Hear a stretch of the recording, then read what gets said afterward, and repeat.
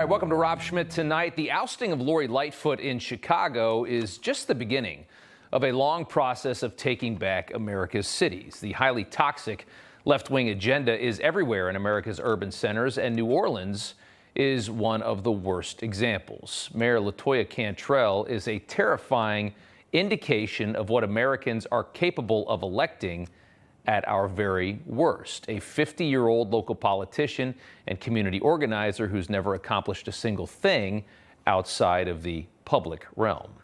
A woman who only wanted to become mayor for the power and for the perks, and is destroying another great American city, much like Chicago, one where the system is completely fixed to keep perpetual Democrat leadership in power. And again, when only one party can win, the primary becomes the entire election. The biggest lunatic steals the show and gets to run a city, and that's what we're seeing. Cantrell's thoughtless political platform is exactly what you'd expect as you scroll through it online, perfectly mirroring every progressive agenda item. Words like sustainable, equity, fair share, a virtuous recipe for disaster, and that's exactly what her city is. In New Orleans, the Metropolitan Crime Commission called the city the murder capital of the United States for the first half of 2022, saying violent crime was the leading cause of death for local children last year. The city's leaders hope that parents take comfort in knowing that their children at least died in an equitable way. The city's other big problem is trash in New Orleans. Incompetent leadership led to a dispute with the contracted garbage company. The negotiation fell apart, leaving massive piles of trash cooking in the hot Louisiana sun for weeks at a time. Some of the trash had been out so long, maggots were starting to grow in the rotting piles of garbage. Joanne Williams said it was also starting to stink. They need to come out and pick up this trash. We pay for it. They need to come and pick it up. Yeah, they should be picking it up. LaToya Cantrell may think that her voters are loyal enough to the liberal cause to accept living in a city full of trash and full of crime, but it appears they're not. Signatures are being counted right now for Cantrell's recall election, which the mayor, you'll be shocked to learn, says is a racial attack. This recall is just not about me. It is about disenfranchisement of our voters, particularly black voters in this community. So just so you can see for yourself, let's show video of the recall organizers, we can bring it up full screen, dancing this week after turning in the signatures. You start to notice something as you watch the video. I don't see too many white supremacists in that video. Does that look like a racist recall to you? Cantrell's approval rating is plummeting in New Orleans. 75% of residents say the city is on the wrong track. One big problem is a dwindling police force, something that we've seen nationwide after Democrats torched police relations in 2020 to score race-baiting political points ahead of the presidential election.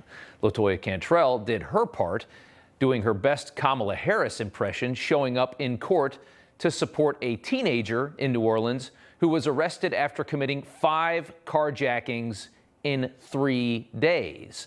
The mayor showed up not in support of the victims, but in support of the carjacking teenager. 5 in 3 days, 5 different people, a 13-year-old, 13, didn't even end up going to juvenile hall after doing all of that damage. Only 3 years probation in the liberal utopia that is New Orleans, and had the mayor's full support.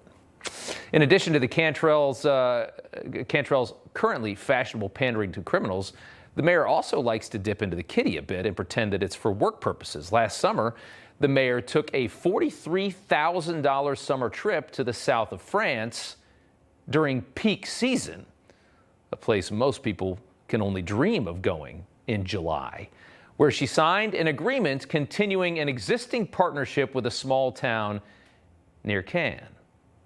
An $18,000 first-class flight for the mayor, and a stop in Paris, of course, because you got to see Paris.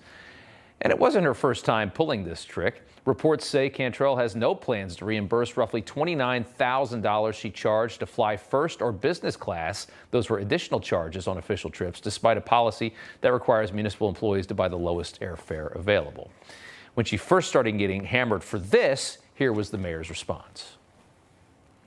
All expenses incurred doing business on behalf of the City of New Orleans will not be reimbursed to the City of New Orleans. One thing is clear, I do my job, and I will continue to do it with distinction, with dignity and integrity every step of the way. Well, after everybody scoffed at that ridiculous example and the negative attention kept coming, it actually got even better. LaToya Cantrell once again pulled the race card in spectacular fashion, saying it's too dangerous for a black woman in the United States to fly coach. Quote, as the mother of a young child whom I live for, I am going to protect myself by any reasonable means in order to ensure I am there to see her grow into the strong woman I am raising her to be. Anyone who wants to question how I protect myself just doesn't understand the world black women walk in. Now, of course, there's no indication that LaToya Cantrell is going to ensure that every black woman in New Orleans gets a first-class flight anywhere they go, but it was certainly important enough for her to do it using taxpayer funds.